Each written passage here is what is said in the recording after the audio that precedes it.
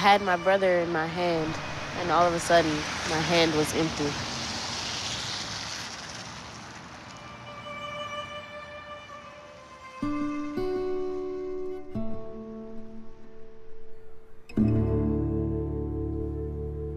Xavier is now 8. We call him X. He is to us the mighty X-Man, yes. X, as a little person, from the time that he hit the floor in the morning until you had to forcefully to almost tie him down at night, he was running back and forth, extremely energetic. He could call football plays. He loved the Green Bay Packers. I could turn the game on and sit him in front of it and do house chores. You know, most people sit their babies in front of Sesame Street. I could sit X in front of a game. He would have been an excellent athlete. I was always looking forward to being in the stand screaming X, X, X, X, X. That was Mom's dream, to be screaming from a football stand.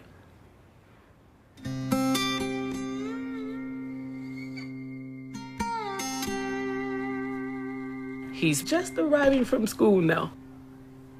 I gotta have him back. I gotta know how school went. I gotta know today's Friday, so I need to know if he got 106 on his spelling test, which he almost always does.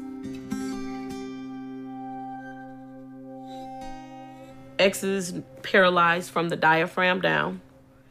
In the accident, part of his spinal cord was dissipated. His legs are gone. His chair are his legs now. The use of his right hand is partial. He woke up actually from the coma a lefty. He went in a righty. She missed his brainstem by that much. X is on life support. The ventilator has to breathe for my son.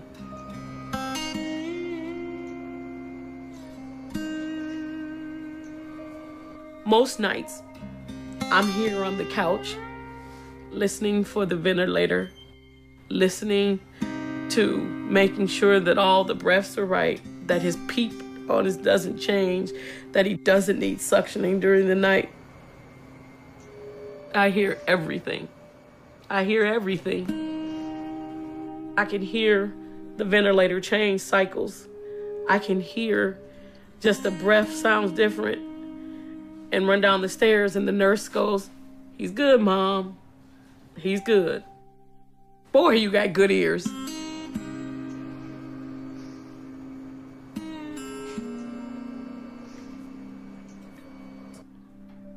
There are times when the pain is so bad, I can't breathe.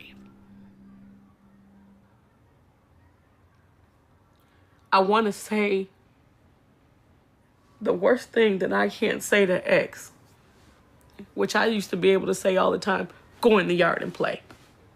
I can't say that anymore. Because if we go play, we need to take the suction machine. We need to transfer him over to the ventilator for his chair. Before we can do anything, we need to do that first. It's a production.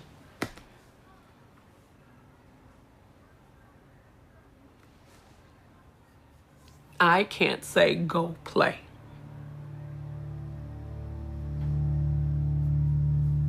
Any mother understands. I can't say go play.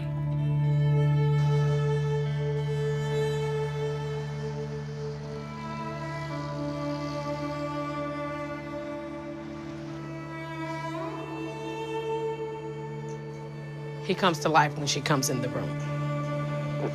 Say.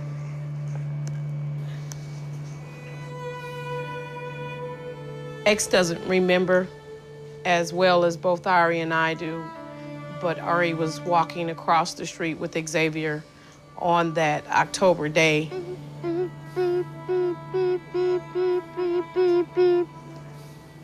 We pray that that never happens to another brother or sister. We pray that another child doesn't get taken from a family member's hand. She came from this direction, and at first we didn't even see her. The cars on the other side of the stop sign, they stepped off the curb, coming across the street, and Ari said he was gone. She took him from Ari's hand.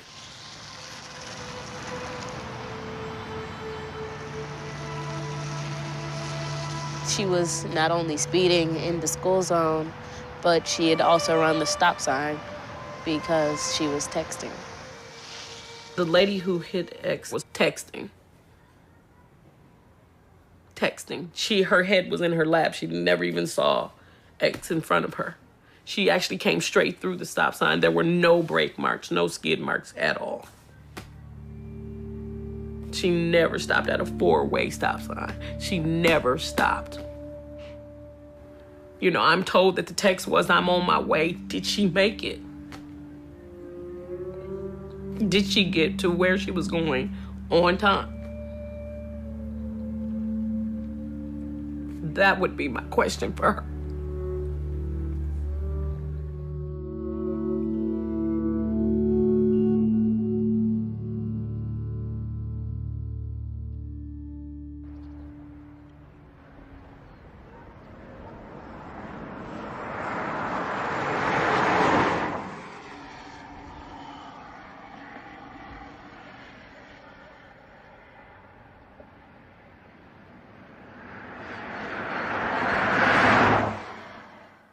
I feel like it was just a dream.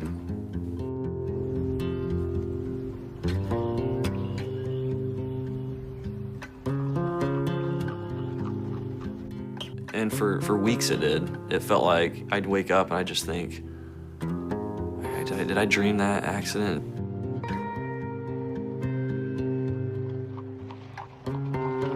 I'm just a guy, you know, I'm just a young guy, I got a wife, you know, a daughter on the way. I'm just a guy. This couldn't happen to me. That can't be real. You know, I had to have just dreamed that.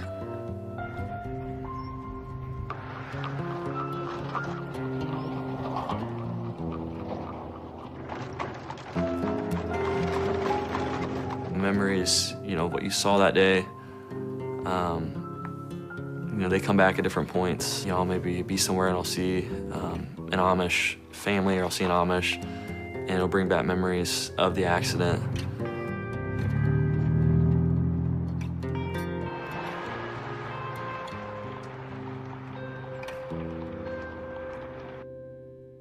This was the last text message I sent before I caused an accident that killed 3 people.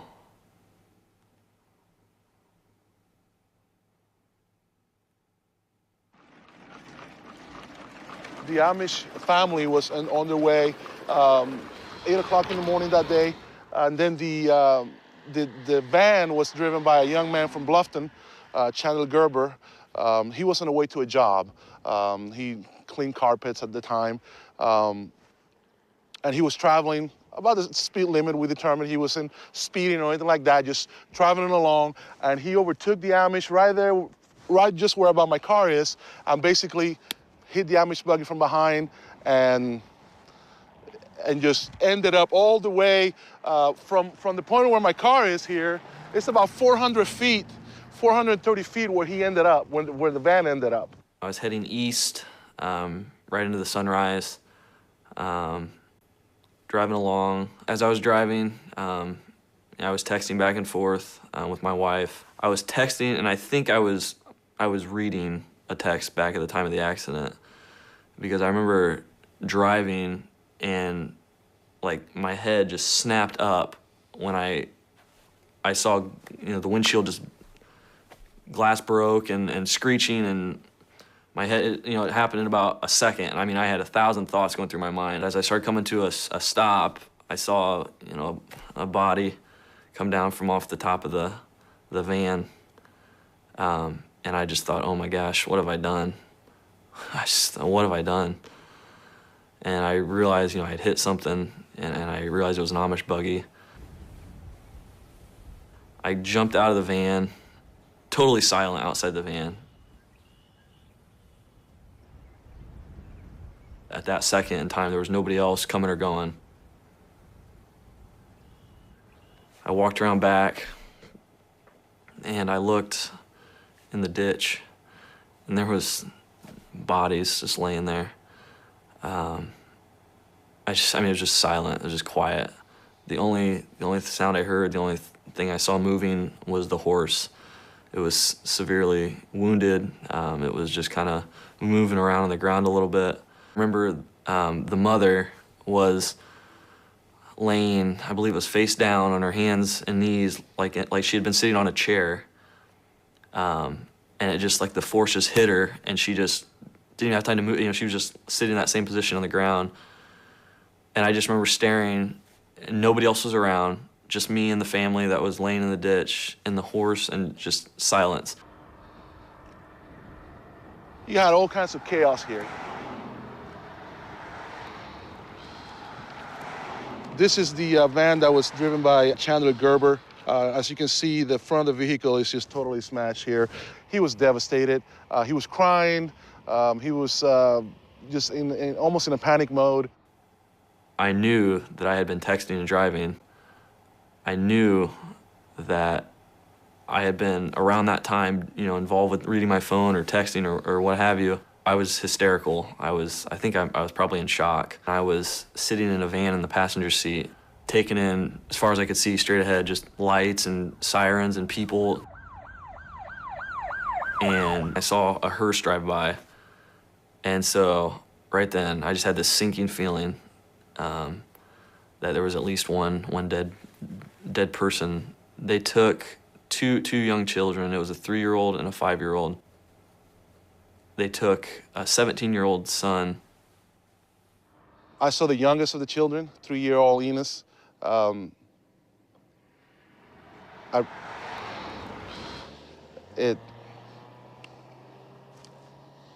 He was laying face down in the ditch, right here, just to our side, right behind, right in front of me here, actually. He looked like he was asleep until we rolled him over, and we saw the injuries to his face, injuries to his legs, looked like they were both broken. It was very devastating.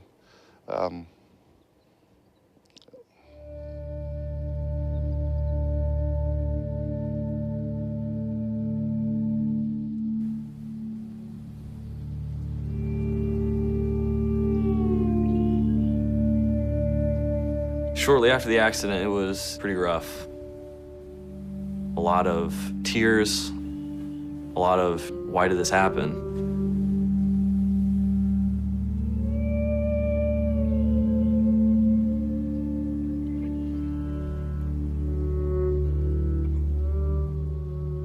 This note was from Martin Schwartz, the father of the children that had passed away from my accident. It says, "Dear ones, trusting in God's ways, how does this find you? Hope all in good health and in good cheer. Around here, we're all on the go and try to make the best we can. I always wonder if we take enough time with our children. Wishing you the best with your little one in the unknown future. I think of you often. Keep looking up. God is always there. Sincerely, Martin and Mary Schwartz."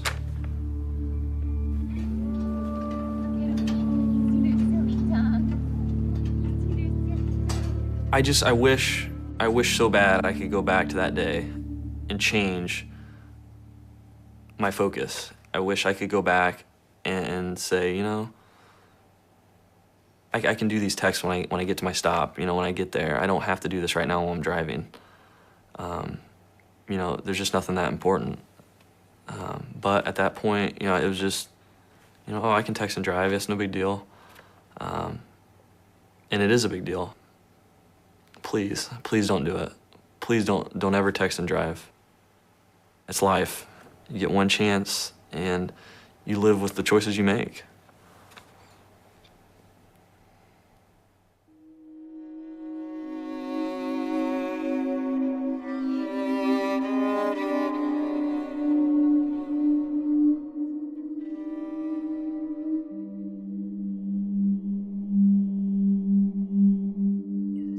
She has no life, really. Her balance is off. Her arms don't work very well. She likes to watch the boats going up and down the river, and She's got double vision. She can't see very well. It's very hard for her. She cannot leave this yard. We put up a fence in her backyard so she wouldn't roll down the bank into the river.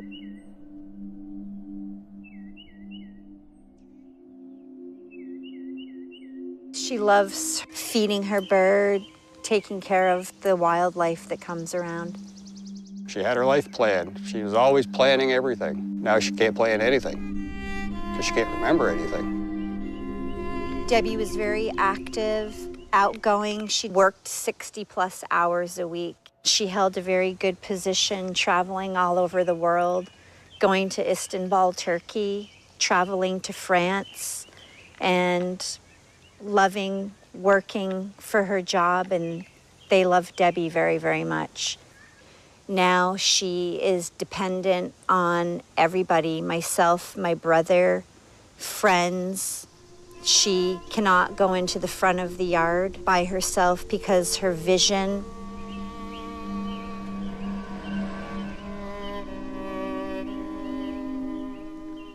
I don't remember anything about the accident. From what I was told, I was bringing my leased dog for work for the last time and night before I went to bed. Well, it was a Sunday night, August the 7th, approximately 9:15. My sister had come out of her house to get her mail by the big pine tree. She was struck by a teenager texting and driving. The white mailbox is where my sister was struck. Was carried on the hood of the car to right over here, and this is where the neighbors found her. When she was in the hospital, she was swollen from head to toe. She had a shunt sticking out of her head right here to relieve pressure in her brain because her brain was so swollen. Her eyes, her right eye was swollen shut. Her face was swollen. Her neck was broken. Both her arms were broken. Ribs were broken. Her pelvis was smashed. She had a broken ankle and a broken leg. Her thumb ripped off, almost ripped off. They sewed it back together. It was terrible. It was heartbreaking. She was in her coma, and I went up to her and I started talking to her. And I had her hand, and she squeezed my hand. She knew I was there. And I told her, I said, Debbie, I know you're in there. I know you can't talk or anything, but I know you're in there. And she gave me another squeeze on my hand. She knew that I was talking to her. She could feel it.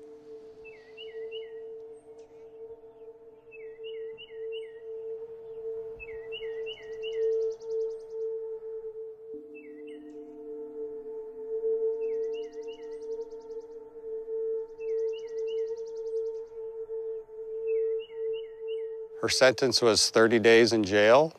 She's got 5 months of house arrest, 500 hours of community service, and that's about it. My sister doesn't want anything to do with her. She's too angry right now. And I don't think that anger is going to go away anytime soon. Charlie is the big chocolate lab right here. He was 11 years old when he was killed. Charlie was about 115 pounds. No, he was about 105. 105 pounds. Charlie was my best friend. He was so loving, so lovable. We're working on my sister, and somebody said, where's Debbie's dog? And that's when the search went out, and they found him over there in the trees. The mailbox had been knocked, the blue mailbox had been knocked down. We think that he was thrown through the air and knocked that mailbox down. He took the full force of the car. He laid on the side of the road. The neighbors told us, wagging his tail, while Debbie was being loaded up in the ambulance.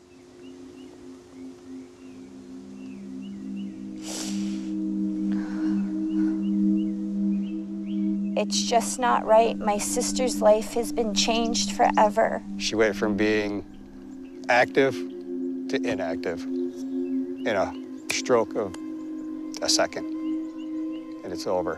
Her life as she knew it is over. She loved work. She helped me with my children. She was always there for me.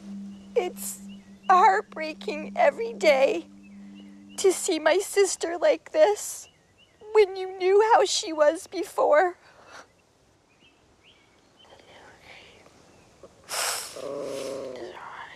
I know.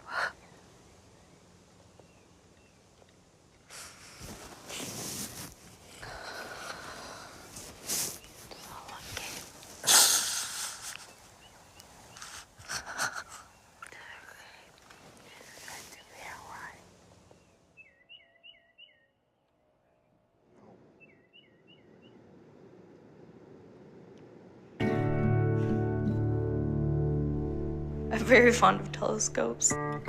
It's just a reminder of my father and the good times that we used to have. The telescope's just another way that I look at him being a scientist and the brilliant man he was. At night we would go outside and look at the stars, and he would tell me the different constellations, help me learn them.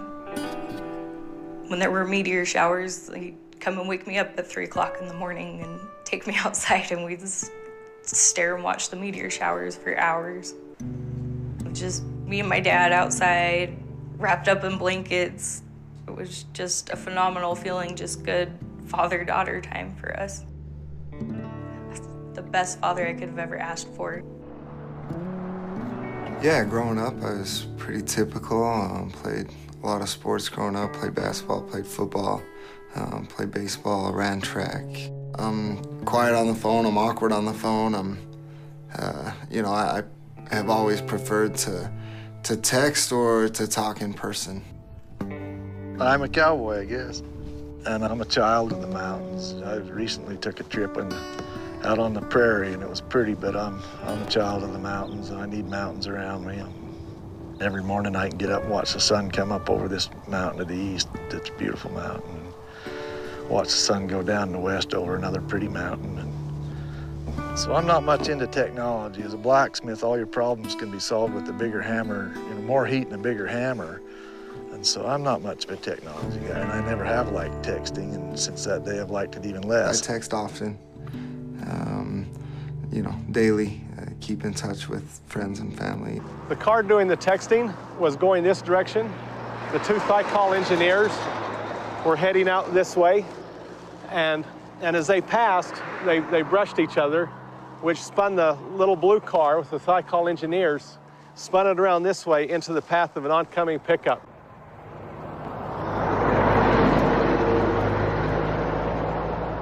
There's about a 15 or 16 mile stretch of Highway 30 going to Logan, and from the time we started on that stretch of road headed towards Logan, the driver ahead of me was distracted. I did notice that. He crossed over the center line multiple times. It was early in the morning.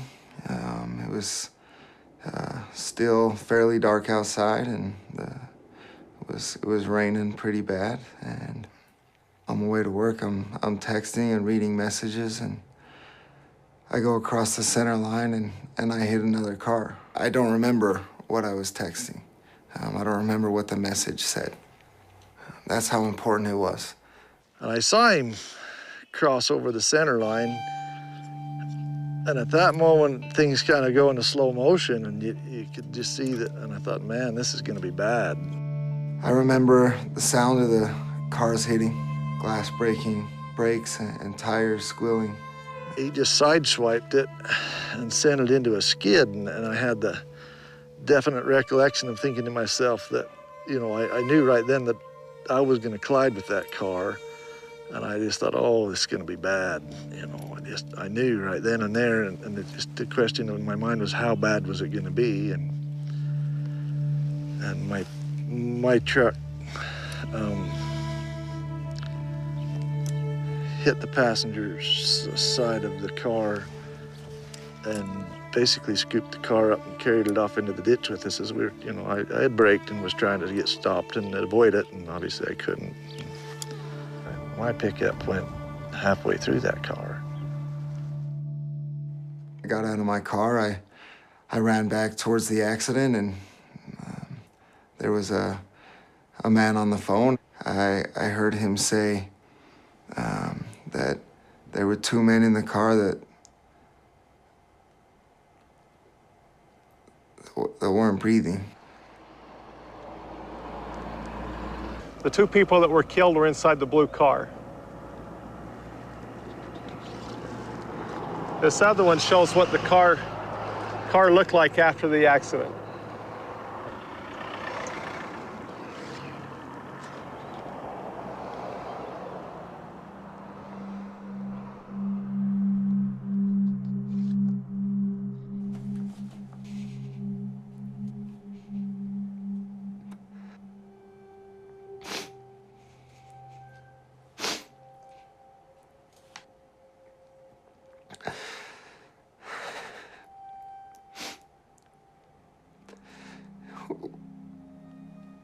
I look at that picture.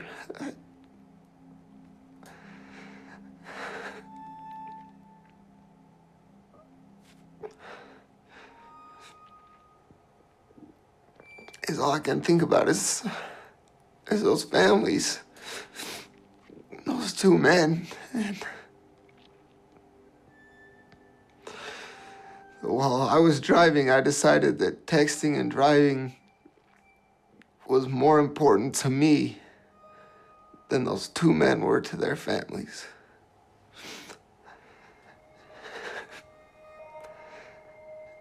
And how selfish that was of me to make that decision to text and drive.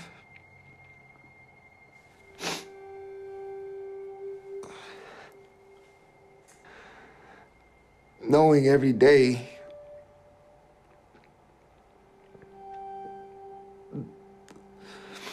that you killed two people is one of the hardest things that you could live with. I have night terrors all the time about my dad's car accident that come in waves of, it can be just me standing on the side of the freeway where it happened, just watching the accident happen and not being able to move. I can't go try and stop the accident from happening. I can't go see if my father's okay. I can't save my father. I'm just standing on the side of the road. I can't do anything. Two, I've been Reggie, the one texting while driving that hits the car. Just being the one that causes the accident. And two, I've been the driver of the truck that T-boned my dad. Just sitting in the seat, just killing my own father. Ended up with some herniated discs in my back, and my knees took a pretty big beating in the dash, and you know how much of the damage to them was from the accident, I don't know, but horseshoeing's a very physical occupation. It's hard on your back anyway, and to suddenly end up with some herniated discs, you know, your life as a horseshoer is over.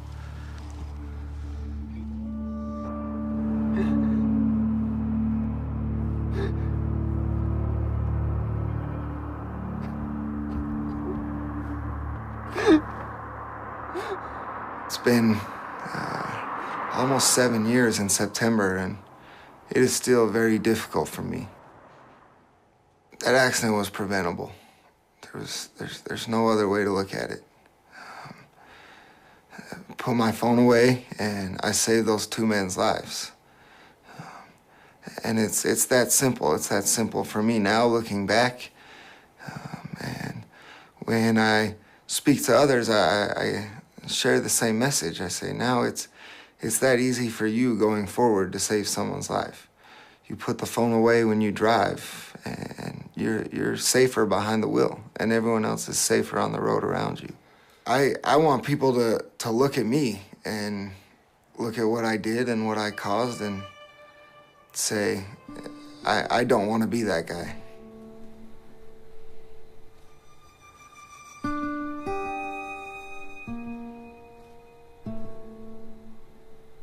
First time I saw Reggie in court, my feelings was just sheer hatred.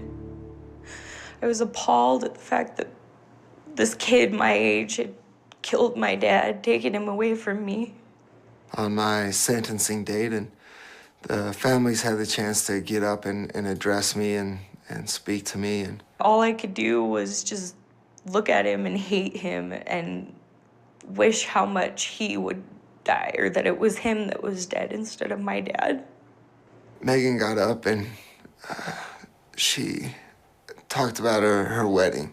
And she had just gotten married, and she talks about how her father wasn't there to walk her down the aisle. And she looked at me and she said, because you took that from me. And she was absolutely right.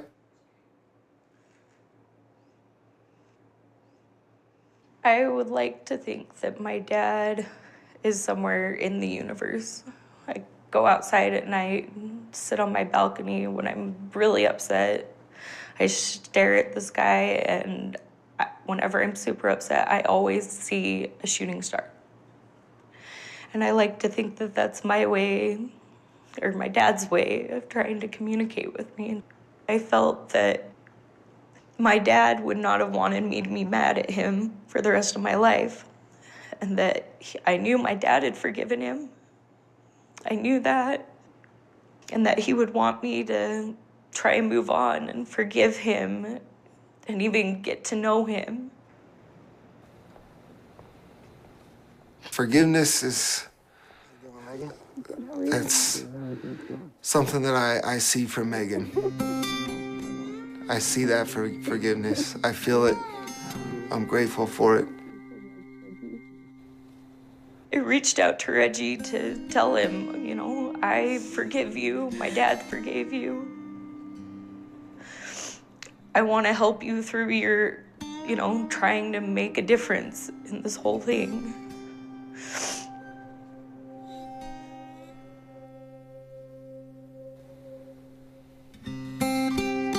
I was once told that to be a good member of society, you have to give back more than you take. I can never give back those two men's lives, ever.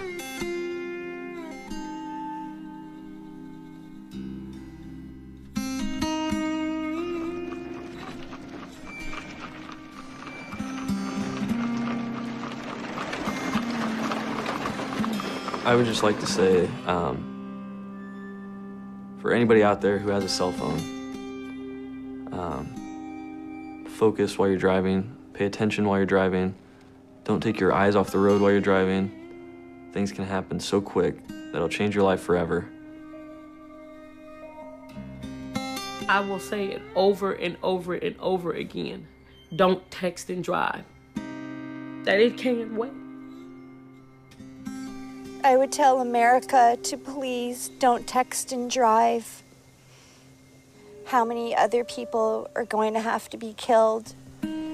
How many other people are going to be left like my sister Debbie?